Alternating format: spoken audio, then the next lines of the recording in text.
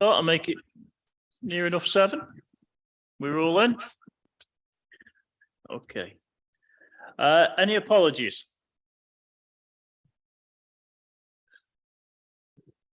I think is there an apology from Councillor Jones and Councillor Holland substituting? Yep. Declarations of interest. Chair, I noticed on the agenda it mentions mental health services and autism services. I do work in those services, but I don't have any pecuniary interest. So Not a problem. I'm hearing myself. Thank you. Don't worry. Any amendments to the minutes of the previous meeting? No, getting a no, getting a no. Nobody's saying yes, so that's that gone.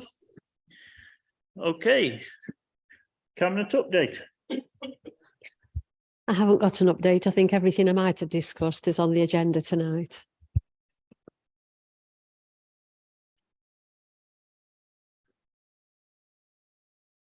Great, we'll be open. We've got 4 hours past.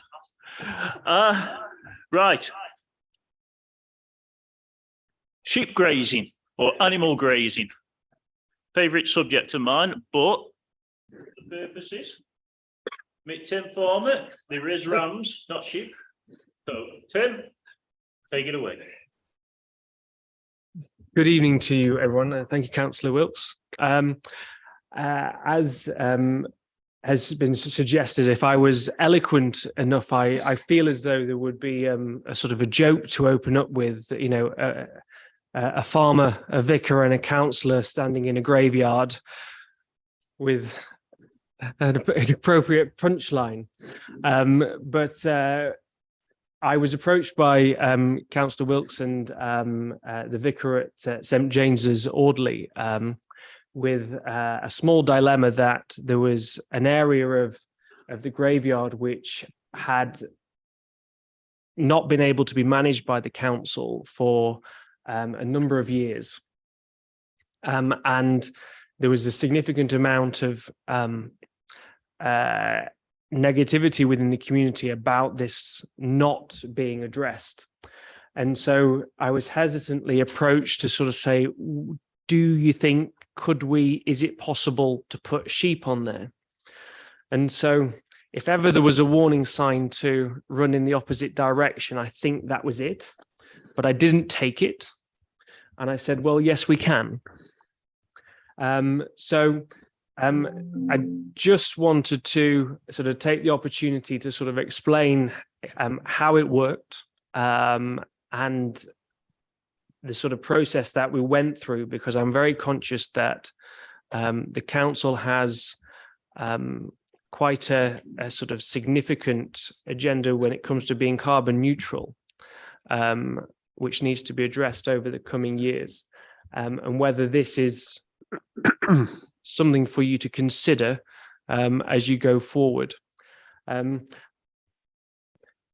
I embarked with 5 particular sheep. These sheep are relatively tame, and we got a set of hurdles, and we basically, in the simplest form, is we mob grazed the graveyard.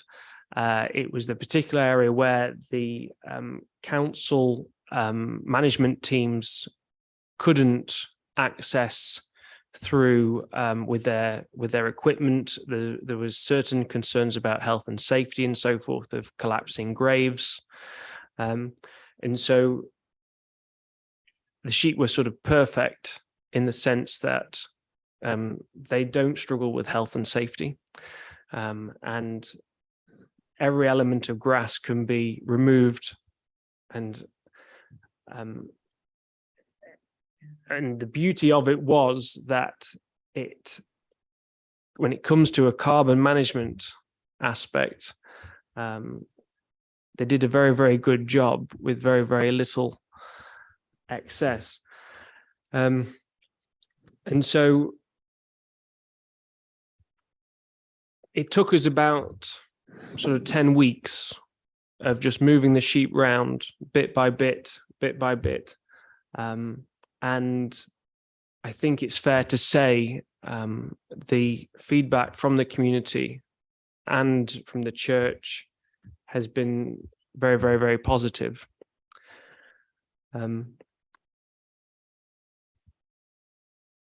This is a picture of sort of before and after. This summer was sort of quite a unique sort of summer in the sense that we've had the heat wave. We took the sheep for a few weeks, did various areas, and then took them off during the extreme heat.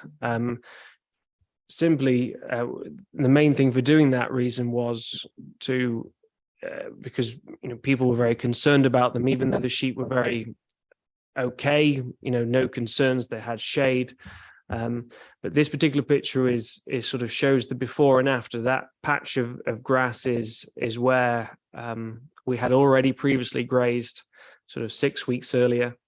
And so I brought them back onto that patch and sort of went through the whole sort of churchyard again.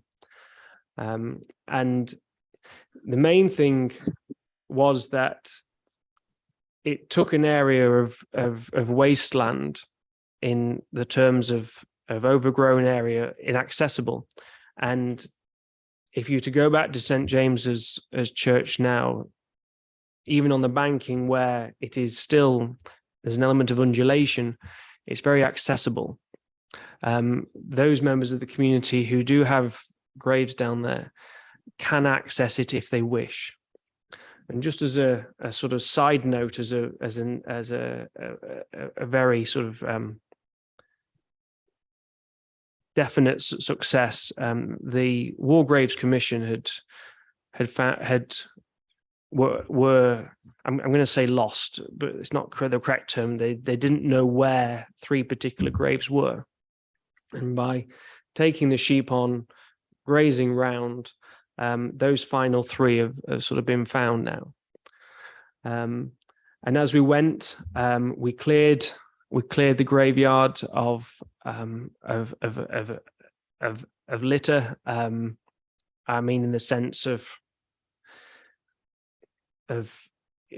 any sort of rubbish which had been left by, I'm going to sort of stereotypically sort of say children, sort of throwing it on the presumption, and then equally sort of old wreaths or anything like that which had a considerable amount of sort of plastic or metal in. We were sort of able to, as that was uncovered, cleared as we went. So I'm hesitantly going to say that as of 6 weeks ago, the churchyard was completely spotless of non-biodegradable items. It was wonderful, the interaction with the community. There was a lot of excitement from various age groups at the beginning. Some felt it was interesting to let the sheep out, and thankfully the sheep were tame enough to be able to come back to me sort of quite easily. This isn't necessarily any old sheep can do this, because there would have been a proportion of my flock which I'd still be looking for now if it was those that I took. The footfall through the churchyard, increased significantly. Children on the way home from school, would make it their point to come and see the sheep. It was fabulous to see that interaction where children were sort of really wanting to get to know the sheep, without wishing to sort of hark back to a stereotypical sort of time of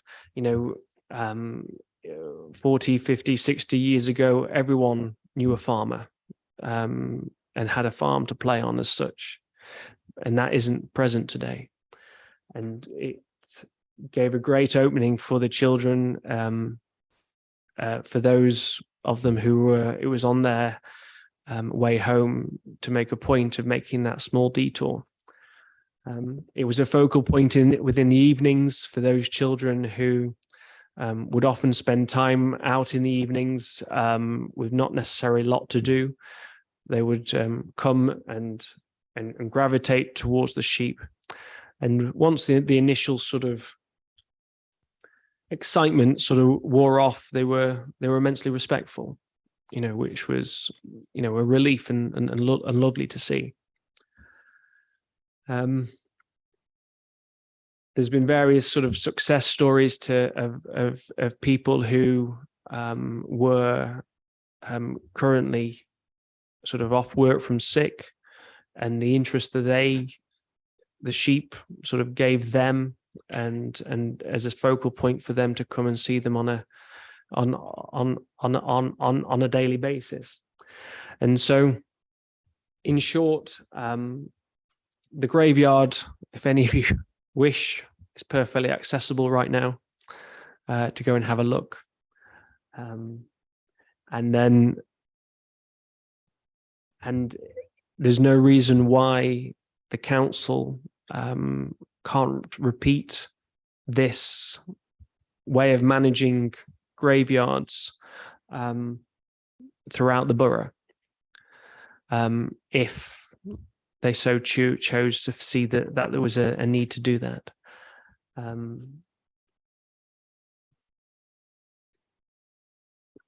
Thank you. Yeah. Okay. Just click here. Thank you, Tim. There were quite a few children that did go down there. The last Sunday that they were there, I had to keep running up to the local shop to keep buying carrots. They have had carrots very regularly. There wasn't a case of that they were just relying on that grass. They were fed, usually by the locals. As Tim said, we had one or two that have been laid off work through various illnesses, that it actually got them out. They were taking water down to them. So the actual sheep were really well looked after. I think there's a lot of us that now are honorary shepherds. So it did work out very well. No complaints about any of the sheep being around graves. In fact, we had a lot that were pleased that they were there. I had one farmer whose mum was down there. She loves sheep. He thought it was fantastic that the sheep were keeping it clean. If there were any graves tended, we actually went round them. So we didn't do a blanket. If there was graves, I think there's only 2 or 3, weren't there, that were actually tended, we would fence that piece off and leave them be. As Tim said, the War Commission came down for map the war graves. There's 10 war graves in the Audley churchyard. They could only find 7. They knew where 3 might be, but once the sheep had done what they did, the last 3 got mapped. So it worked out really well. Them are now going to be looked after by the War Graves Commission. So, Andrew, anything to say about the borough side of it? Yeah, thank you, Chair. Yeah, I mean, when Ian invited us down to have a look at this, I think we were really impressed, certainly impressed with Tim's commitment to this. And I think there's some real lessons for us to take away, particularly as we move to a more sort of sustainable way of working. Certainly, Ian's right in terms of our operation. That churchyard in particular, with the sort of steep slope at the back end, was a major problem for us from a health and safety point of view in being able to properly keep on top of those grounds, and therefore it was very overgrown. So this has been a really good project, effectively, that clearly shows what can be done. And I suppose for us as the Borough Council now, it's to see how we can look to maybe take this forward for some of our sites that we have. But yeah, we're really excited by it. Thanks. There's also an experiment going ahead. We decided to have a wildflower garden down the bottom end, and there was 2 ways of doing it. It's Tim's fault. Throw the seeds down and let them trample it in, or put it in the feed and let it come out, fertilise the other end. So whichever side works best, albeit how that goes on. Don't think there's anything else. Other than if you come and have a look at it. It did work really well. Like I say, that even to the point where Tim got involved with some of the youngsters. In fact, one of them wants to be a nurse, didn't she? Yeah. The other one wants to go reef to deal with animals. So it gave him a little bit of, not the nurse side of it, because Tim is a nurse as well. That's why that came into it. But yeah, it did work extremely well. So well that I think on most of the Facebook, Joseph, Mary and his little donkey, it was all their suggestion apparently. But it actually was first done around the 1100s. They used to use them because we didn't have lawn mowers then. So it's further back you go, the more forward you go in history. Okay, so any questions?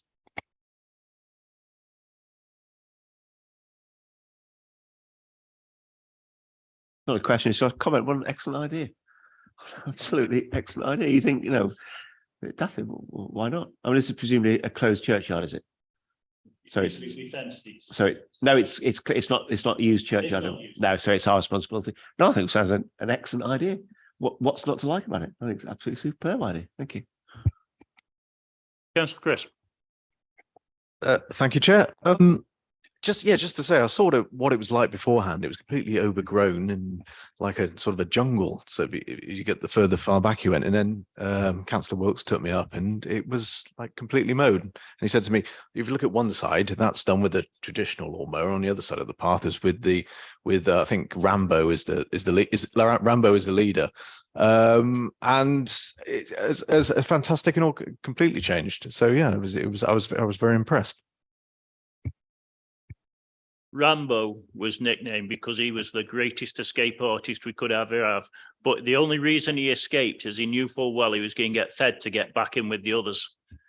So once we started feeding them all and letting, like say, the kids came along with carrots and rabbit food is brilliant. Pellet rabbit food, but don't tell Tim that.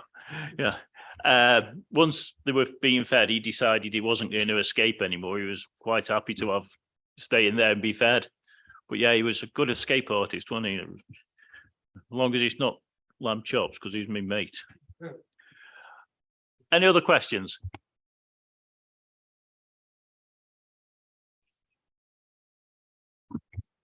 You nearly got it, Chair. I think it's a great idea, and I think particularly the community benefits for the children to get involved. I think that's immeasurable, really. It's something that what a great idea to involve the community. They could even have a web page, couldn't they, really, where people actually interact with that and ask questions of the sheep and things. I'm being serious now.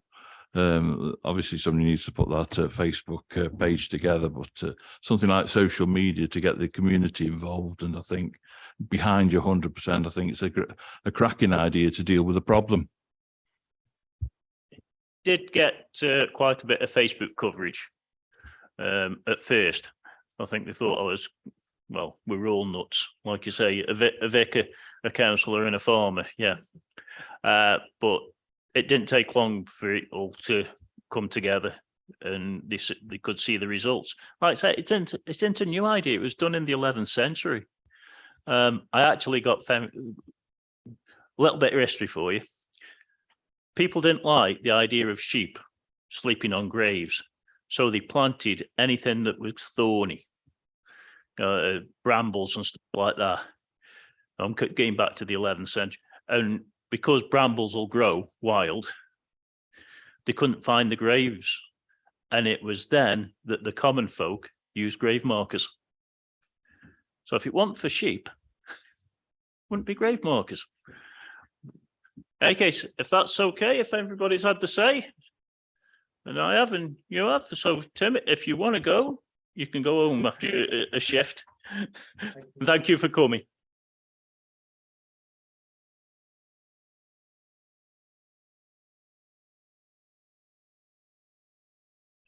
One isn't happening.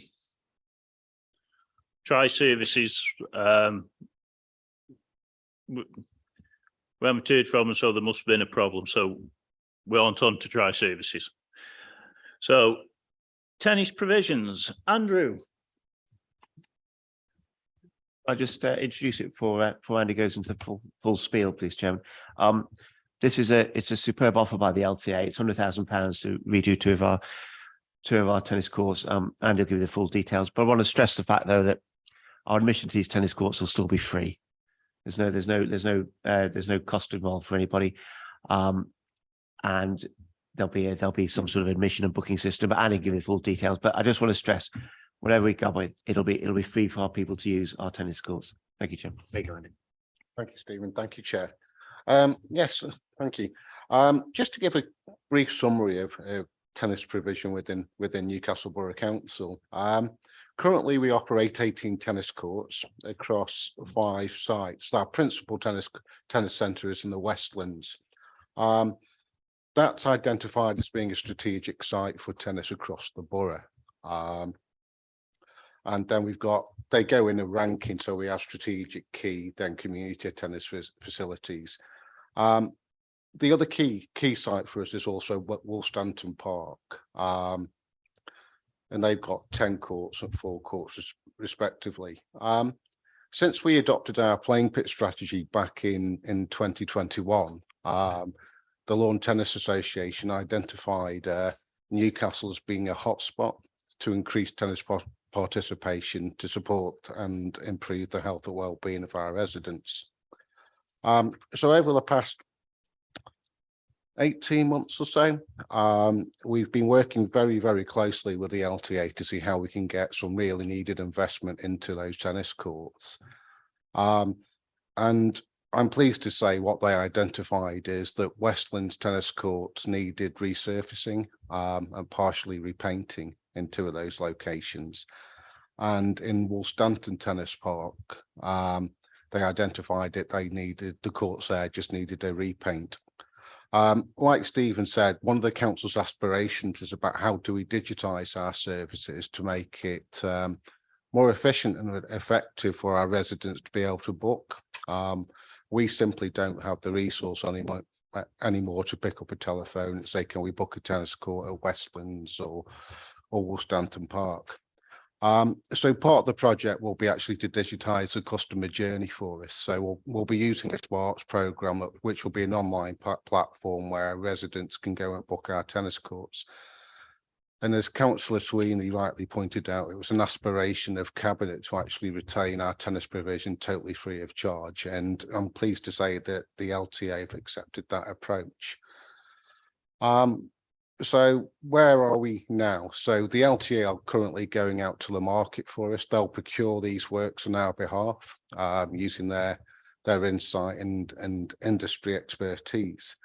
We're hopeful to finalise the costs for the tennis courts investment, hopefully by December this year. At the moment, it's been identified it's a broad cost envelope of about £100,000 worth of tennis investment. I'd like to quickly add that actually that's 100% grant funded by the LTA, so the Borough Council aren't putting any money into this project at this present moment of time. I spoke to the LTA only last week. It was a concern from an officer point of view, what would happen if, cost of living and everything else, these costs go up. And the positive feedback from the LTA was coming back, actually, they would still continue to fund the whole project, even if those costs go north. One of the exciting things we are going to do once the work's done is we're going to go to the market and appoint an operator to coach on those courts. So that will include a wide range of activities such as adult coaching, free tennis coaching, ladies only sessions, junior sessions. Principally to start off with, that will be at Westlands and it will be at Woolstanton Park. We met with a potential operator yesterday, and they've also got aspirations to take that offer once they've embedded themselves at those 2 venues into other venues such as Kids Grove and Bradwell, etc. The project's currently looking to be delivered in the spring of 2023.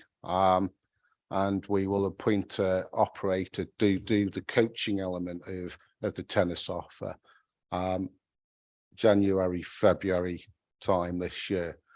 We are looking to charge the operator or the coaching operator to have that freedom and license to coach on those two venues. So there will be a small revenue stream coming in from the coaching operator. Like again, just to clarify Councillor Sweeney's point, to the general public, tennis provision will be still free of charge to the members of the borough's residents. So that's quickly where we are with tennis provision. So we've got some really exciting times coming up and some big investment. Questions? Councillor Brown or the lady in red, whichever you like. Thank you very much, Chair. We welcome the review of the Borough tennis provision and the news of partnership working with the Lawn Tennis Association to enhance the tennis offer for residents. And I'd like to ask about the courts at Silverdale, Bradwell and Clough Hall. For example, the single court at the Parade Park Silverdale has had a new net over the summer, but does need resurfacing to encourage safe and frequent use. Would these other courts be considered for resurfacing either under the terms described in 2.6 on page 10 or under a more general works programme?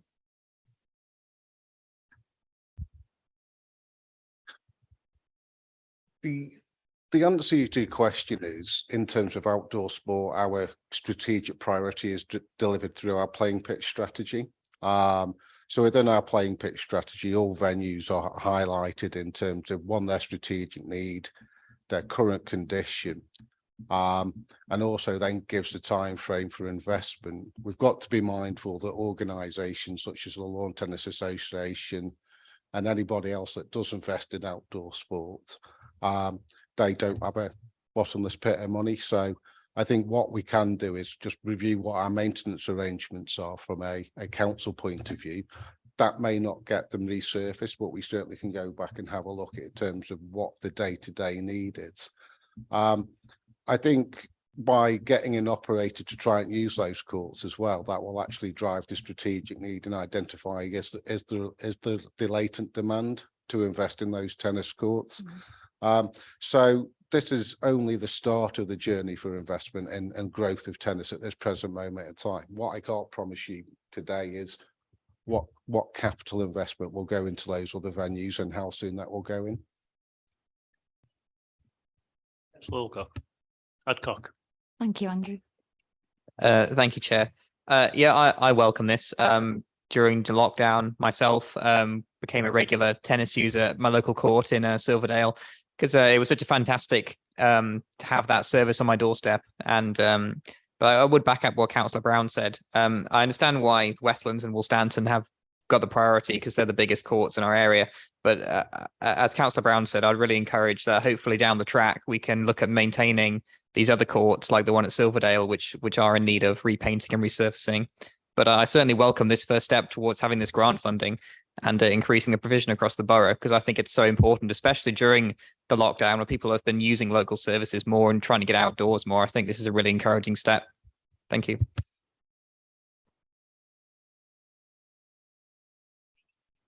Oh, sorry, then you go. Okay. Thank you, Chair. Yes, I'm welcome this report. I mean, I did ask for it. So we've been in Clough Hall, and I had quite a few residents that were going out and playing during lockdown. And I also had a few that said, could we possibly have a resurface? So it's nice to hear that the programme will carry on and be looked at. So thank you very much.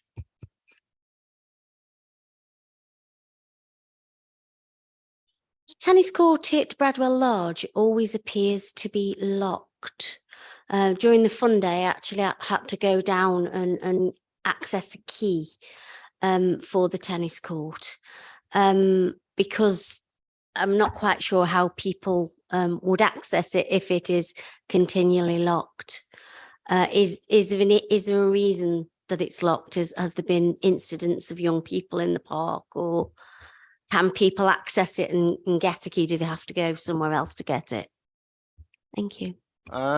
That's something I'm not aware of.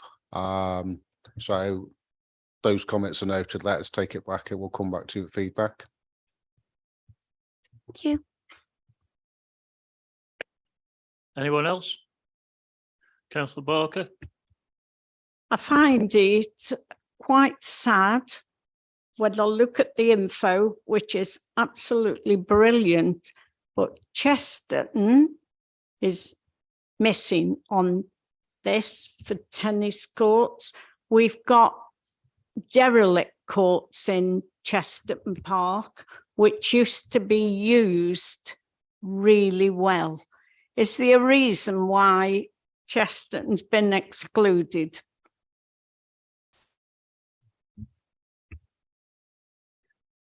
Chesterton courts may not have been picked up in the playing pitch strategy, so that could have been one reason why they're not. What we do in terms of the playing pitch strategy, it's a live document. So what we do is refresh that playing pitch strategy every 12 months. So what we'll do is we'll pick that up on the next review to make sure that if they're not included in the playing pitch strategy, we certainly pick those two courts up. Councillor Northcott. Thanks, Chair. Just got two quick questions, really. Do we have an idea of the demand from schools for those that haven't got their own tennis courts? And secondly, have we an idea how much of a demand there is in terms of the younger population? I know it says 2,213 latent demand for adults, but do we have an appreciation of the younger generation? And if not, would that be forthcoming in the future? An excellent report other than that. Thanks. In terms of youth provision, we don't currently have the idea of the latent demand, and that's purely because of Sport England's active places surveys and everything else like that. They typically focus on residents over the age of 16. But one thing that we will be looking to do with the operator, whoever that may be, probably within just after 12 months of the courts being reopened, is we're going to press for that operator to put in what they call a community serves program. So what that means is the operator will actually go into schools and actually coach mini tennis or in sports halls or on their outdoor sports facilities, should they have those facilities available. So once we start understanding that and understanding what the appetite of local schools are to participate in tennis, we'll certainly then start rolling that forward into our plans. Anyone else? No. Andrew, thank you for your report. Notice there's nothing about any archery but well. Any abandoned tennis courts that need being turned into, I'm more than happy to talk to you about. Right. So, Andrew, 1 or 2? I'm not many Andrews.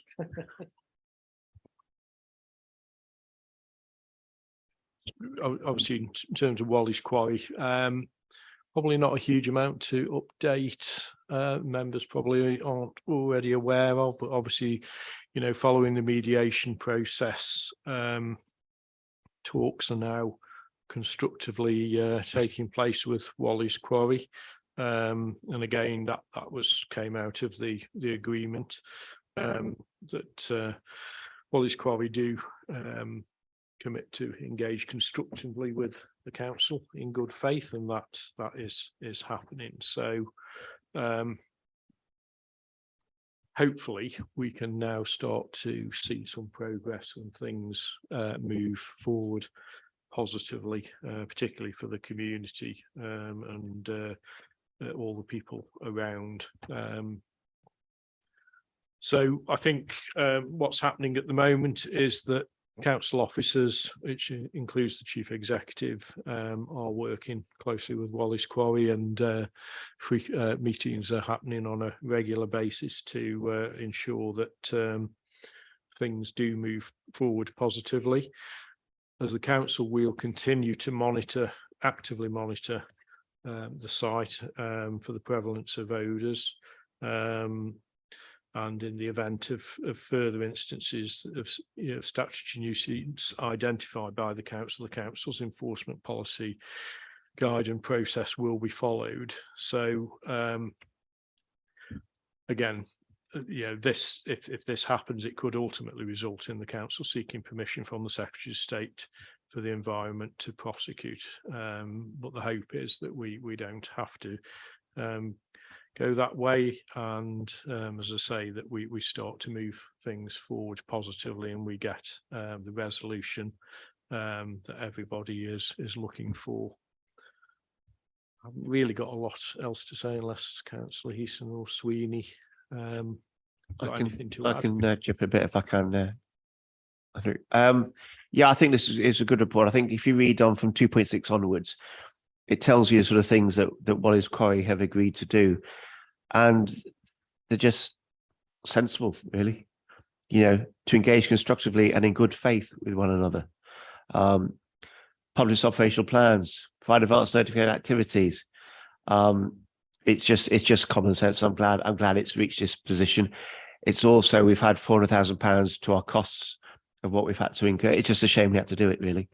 And then £60,000 to continue the monitoring. But I think this is something I think we need to keep looking at. It's on every cabinet agenda. We have this, and there's a reason for that. I think, as I said at council on last Wednesday, wasn't it? I went to watch the Mexico match with Councillor Fear, and I came out here, and you could fair smell it then. Now, I've not smelt anything in the town centre for probably 12 months, so it's still there. Don't go away. It might be reduced, but it hadn't gone away. And I think this council has taken an absolute excellent way of dealing with this and looking at and keeping it on the radar, because it ain't gone. And this shocked me. It did on last Wednesday, because I say it's the first time for ages I smelt anything in the town centre. Still outside the quarry all the time in Silverdale, but in the town centre, not for ages. But it is still there, and I think the council has done an excellent job on this and should monitor this well for a good while yet. Thank you.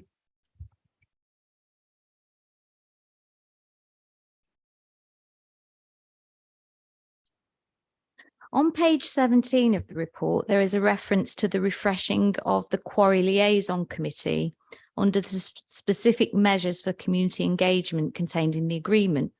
Well, I'd like to ask, who decides on which members of the community are invited to attend the meetings? When will the meetings recommence? And who sets the agenda for such meetings? Finally, will the meetings be recorded in order to increase community engagement?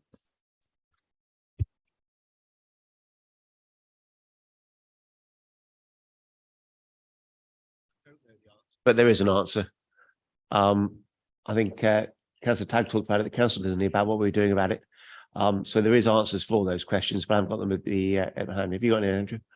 Sorry, Councillor Sweeney. No. What we'll do is we'll get those answers to you and get those emailed out following the meeting, if we may. Thanks. Thank you, Andrew. Could I just ask a further question? And it may be that you have to get the information to me. I've observed over time that the 4 monitoring stations mentioned on page 4 have different levels. For example, Gallingale View consistently has the highest levels and Cemetery Road has the lowest. Has any work been done on this pattern to identify causes? And also, can we be sure that these are the best sites for the monitoring stations based on the consistently low readings in 2 of the sites? I can't answer specifically, but you will. The sites were very carefully chosen at the time with expert advice. So they are located in the right positions.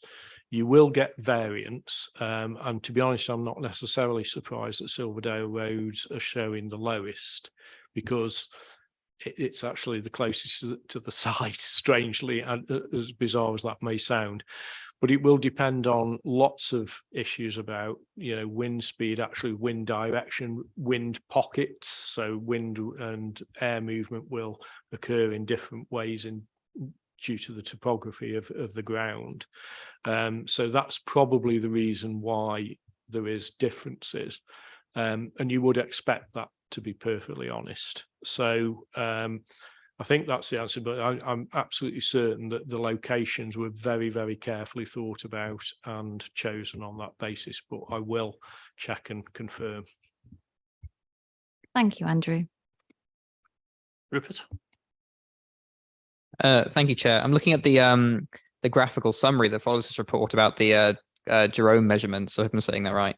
I found it a really interesting read about all the Weber Fetchner law or whatever how it's pronounced. But I thought it was a really interesting read, and I think further to kind of what Councillor Brown said about, because these are been at different sites and taking different readings for, I think it's really useful data because it's showing different times of the day and try to identify patterns of when this is spiking, when it's worse. And there's clearly spikes at certain times and certain places and certain days. And I just want to know, is this a council scheme and will it be continuing? Is I think that will continue for some time to come, because it's you made the point about data. Data is really important. The data has been massively important thus far, and it's really important to keep that ongoing in order that we properly map and chart the situation. That Councillor Sweeney has said it's still there, but we need to be absolutely certain that it's being managed, and therefore data such as this is the absolute proof that things are happening. Whether that's good or bad, we need to know about them. Sorry, can I ask further to that? Do you know if these sites will remain the same, or will these drone devices be moved around more in future? It's difficult to say. I think for the moment they will absolutely remain the same, because that's important from a continuity point of view. But as things develop and as we start to hopefully see more consistent improvements, they may well move in the future, depending upon, again, what the data is saying to us, because we might want to capture something, or something occurs elsewhere that needs to be properly captured. But for the moment, I'm absolutely certain they will remain in the same place. Can I add something to that? Yeah. If you read the bottom of bottom of 2.6, it reflects the council intention to continue monitoring H2S levels in the community. WQS Wallis Quarry have agreed to pay the council £60,000 towards this activity. Now, strange enough, Rupert, I've got an allotment on the acre site, which I keep banging on about. The acre site must be at least 100 yards from the gates of this. Never smell it there at all. I mean, that's weird, but you just don't get it there. It all just goes down the hill to the traffic lights and on to Thistle Green, or takes left and goes up Silverdale. But acre site, never smell it.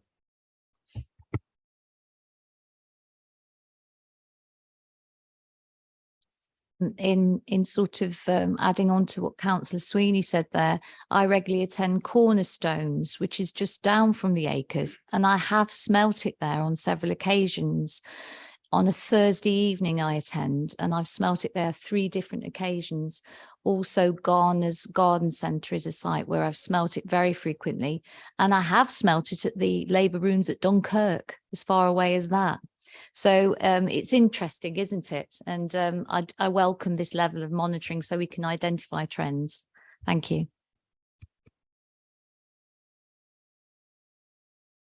Right, move on. Staffordshire Health and Care and Overview and Scrutiny Committee. Any questions on it, or just going to as is? Councillor Reid.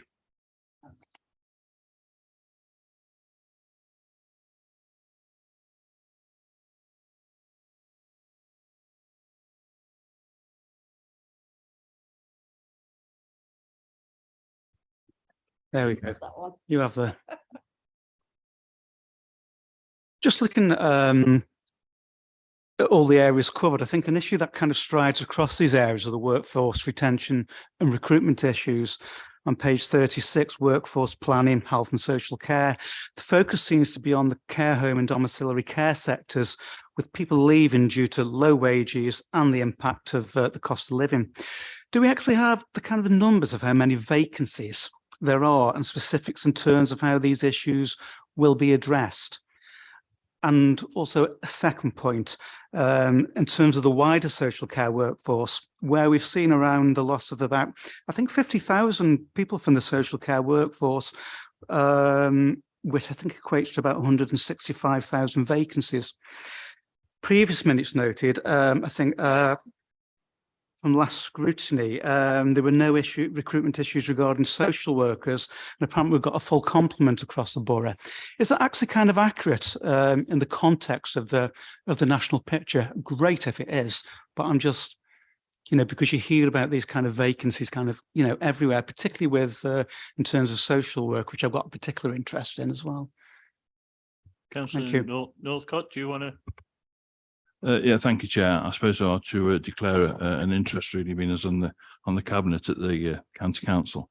In terms of the social work question that you raised, we've got 8 full quotas of social workers, and I've recently spoken with the manager of the team there, who informs me that the workforce is quite robust at the moment, and the levels of sickness are very good.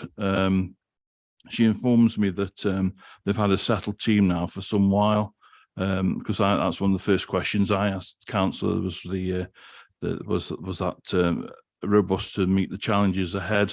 In terms of the wider issues of Staffordshire at the moment, where you've mentioned the figures of vacancies, but this has been balanced up, I think, with some margin by, I haven't got the exact numbers, but with recruitment drives and retention schemes. And I know that there are schemes actually being in the process of being rolled out at the county council in terms of looking at retaining staff, and obviously they can't influence the private sector so much, but in terms of the certainly for the authority-based places, then that's certainly going to be the case going forward in these very challenging times. If that helps, Chair. Yes, thanks for that. I think it would be helpful there if we could kind of see where we have got where those vacancies are, you know, in terms of specific kind of teams. I think that would be really kind of useful, you know, so we could kind of get an understanding about where those gaps are, you know, across the borough. Thank you. Chair, may I suggest that you do that through the committee at the council at Stafford?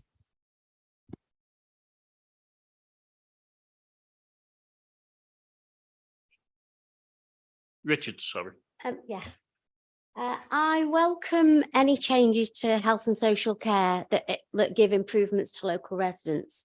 I have noticed that the integrated care hubs are recruiting for virtual wards, and that would assist local people, particularly those with respiratory problems and the frail and elderly, that can be monitored in their home. So the idea is they stay at home and they are monitored at home.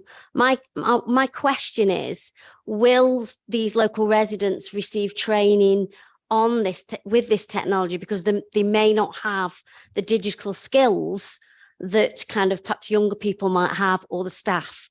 And obviously they're going to be in their homes with kind of this digital technology. So I was just wondering, and how would this be measured, if we know, if anybody knows that? Is that okay? Yeah, again, no idea. I'm a caveman when it comes to the technology side of it. I certainly won't be one of them, I can assure you that. My experience of medical thing, a lady fell when she was taking a dog for a walk many years ago. And I said, oh yeah, she can move her fingers, not a problem. 6 hours later, she'd broke her arm in 4 places and we were still looking after the dog. Don't come to me if you broke your arm. But we shall. Well, in the report, it says to find out. Yeah, in the report, it says that the health and social care are going to take advantage of digital technologies. So obviously residents need to have training, and we need to know how that's going to be measured. I would have thought common sense would say that there's going to be training for them, and you're more than likely going to have people that are either ex-nurses or have been within the medical profession somewhere.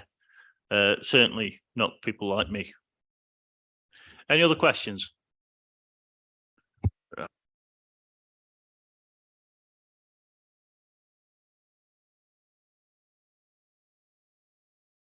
Integrated Care Board. Any questions, or anybody wants to bring forth anything on that? Nope. Okay. I'm not going to say glad. Staffordshire Police and Fire Panel. Have we anything on that wants to be said? No, okay. Oh, got to have something said on this work programme. Councillor Diamond. Thank you, Chair. Just going back to our full council meeting this last week, Councillor Sweeney gave us a very enthusiastic talk about allotments and how he enjoys, along with you all being down there. I've had a request from members of the public about community allotments and how we would go about it in the borough. And like as colleagues have said, we welcome the renewal of the tennis provisions in the borough. We would ask if the similar exercise could be taken on the abandoned, I'll call them bowling greens that we have in the borough. We've got 2 in Clough Hall Park, and I think we've got 1 in Silverdale. And I just wanted to know, how would we go about bringing these back into fruition for the community by turning them into community allotments? What would the costs be? What road could we go about looking into it? Thank you. Right, well, we'll put that on the work programme. And then we can get you some answers on that. And I dare say there's a lot of bowlers now going to say, we want to use them. So, but, They've not used them for years, not in Clough Hall Park. That's all right. Councillor Wilkes, I just- Turn them into archery butts. Yes, yeah. No, Councillor Gorton wrote to me after full council and suggested that if it could be, this is more or less what you said, Sylvia, if we could put it as an item on our work programme to have a look at the allotment provision within the borough. So it's tied in with the same thing, really. I think it's something it's been done before. I think I can vaguely remember it years ago, but it wouldn't do any harm doing it again. And things like my allotments is probably the size of this room, and myself and Jill do it. It's too much for one person. So I mean, there's a scope for cutting allotments in half, if you like. You know, there's all things like that. And like we said about bringing redundant sites in. I mean, we had tennis courts in Clayton on Lyme Valley many years ago, and then now actually it's a rugby pitch now, but it was tennis court. So there's always changes to things you can do. But yeah, I think that'd be a good thing for the work programme personally, but it's not for me to say because it's on the cabinet. So that's one that's on the work programme. Anything else? Councillor Wright?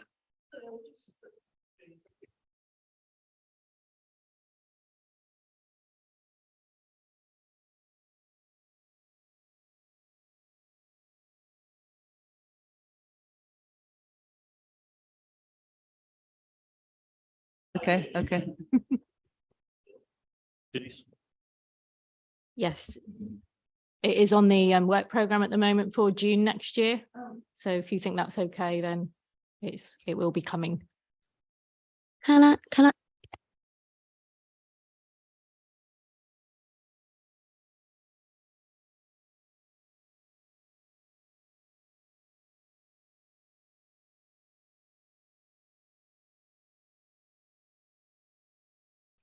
Waiting for the report come back. As soon as it does, whether or not it's in a scheduled meeting or we'll have a separate meeting for it all together. I'm a governor at Maybank Infants, and they are very concerned about. Yeah, up to now, as far as I know, and Steve, you can correct me if I'm wrong, but we haven't heard anything, have we? Oh no, we haven't. No, it's an insane idea, and I couldn't agree with you more. It just pushes. It doesn't take 1 gram of whatever the stuff is at the atmosphere. It just pushes on different roads, like outside Maybank Primary School. We're hoping that sort of natural compliance, because less people are going to work now. People are online. There's more electric cars. It'll just gradually just go, and the problems disappear. But we're still waiting for it. But I mean, it's been a while now, and I think as long as it could just go naturally is the basic. Because a lot of electric cars, that's nil. And you know, if you go down Bastard Bank now, there's not many cars in the morning. There's some, but it's not as many as there were because people are working from home, aren't they? So hopefully it'll just disappear. Hopefully.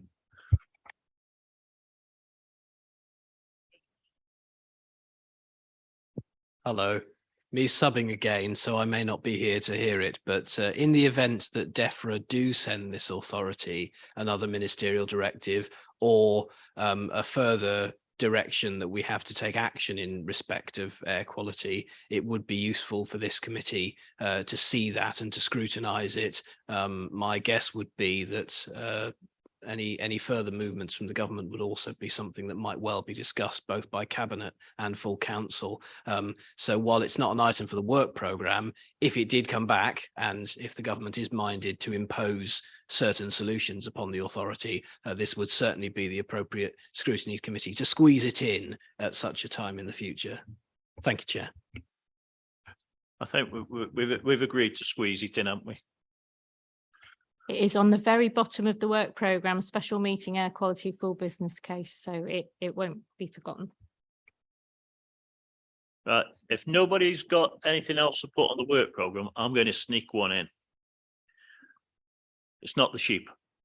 As good as, but not the sheep. I've been looking at module homes, prefabs for us old folks. Module, which is the new name. They recommend that they are easier to heat, 90% recyclable to a normal house, which is less than 60. And there's Wolverhampton Council has actually started a program of putting these out. You can watch it on YouTube, and I'd bore you to tears with watching it on YouTube. But I'd like to put that on our work program for have a look at, because they're affordable. They are a nice affordable house, and people hate me for it, but I think we need affordable housing. But I'll sneak it on if nobody else wants to put anything else on. Okay, sneak it on. Anything else? We're getting there. Thank you, Chair. How about health in all policies in terms of the local plan? Could we have that one on?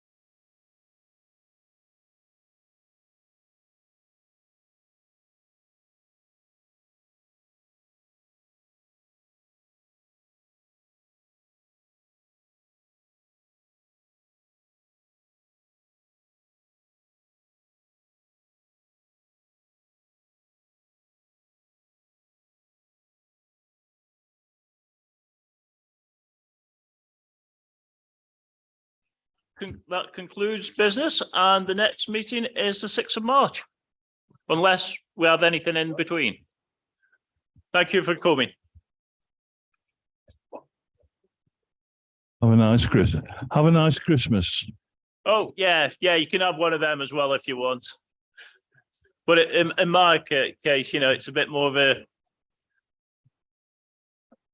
a festival than a Christmas thing.